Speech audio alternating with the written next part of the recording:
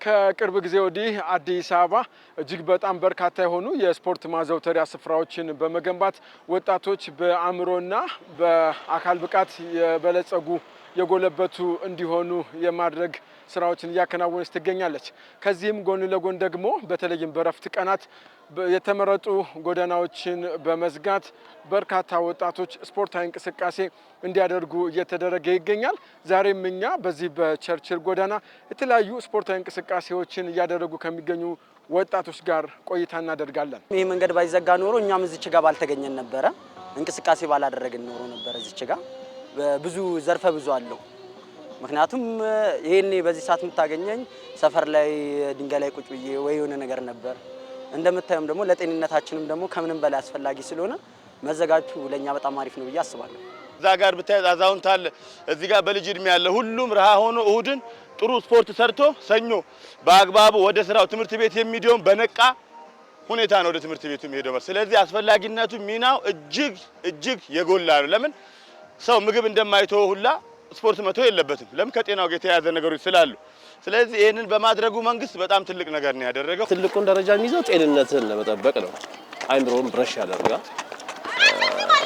አልባሌ ቦታ ከመዋል ተኝተህ ከምታሳልፍ የቻለው እንግዲህ በእምነቱ ደርሶም ለሊቱም ደርሶ መንቶ ትሬኒንግ ቢያደርግ የተሻለ የጤንነት አቋም ይኖረዋል። ከዚህ በፊት ከመኪና ጋር እየተጋፋ ምናምን የምንጫወተው ኳስ ወዳኑ የሚፈነዳብን አሁን እንገዛለን፣ አሁን የሚፈነዳብናል።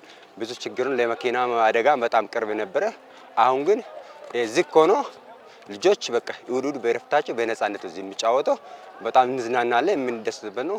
ኳስ ደግሞ በጣም ለወጣቶች ጠቃሚ፣ ለአካል ብቃትም ለጤንነትም ጥሩ ስለሆነ እዚህ መንግስት ይሄ ታሳቢ አድርጎ ክፍት አድርጎ ልጆች በነፃነት እንዲጫወቱ ማድረግ በጣም ብዙ ጥቅም አለ። ለሁሉ ያወጣው ከ12 ሰዓት ጀምሮ እስከ 4 ሰዓት ስለላለሁ ለሰውነቴ ለአካሌና ህመም ሲመጣብኝ ቶሎ ለመከላከል ጠቅሞኛል። ስንጫወት መኪናዎች አያስቸግሩንም።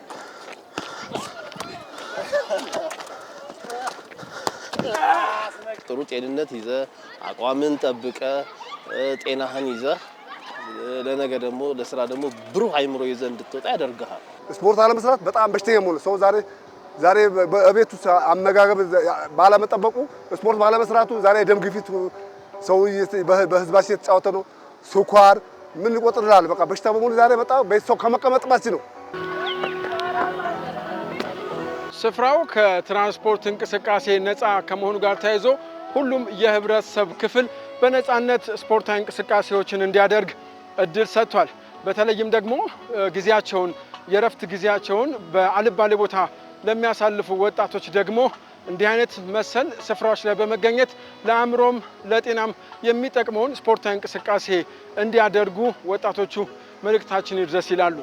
ህፃናቶቹን ስታዩ ትልቁንም ሰውዬ ስታዩ እና ያናዳል። አንተ የምትተኛበት ሰዓት ይቆጫል። ወጥተህ ብታየው ሁሉም የከተማው ነዋሪ ወጥቶ ቢያየውና የራሱን የሆነ ፊሊንግ ፈጥሮ በንጋቱ አይመለስም ብዬ አላስብም እና ደስ የሚል ስሜት አለ።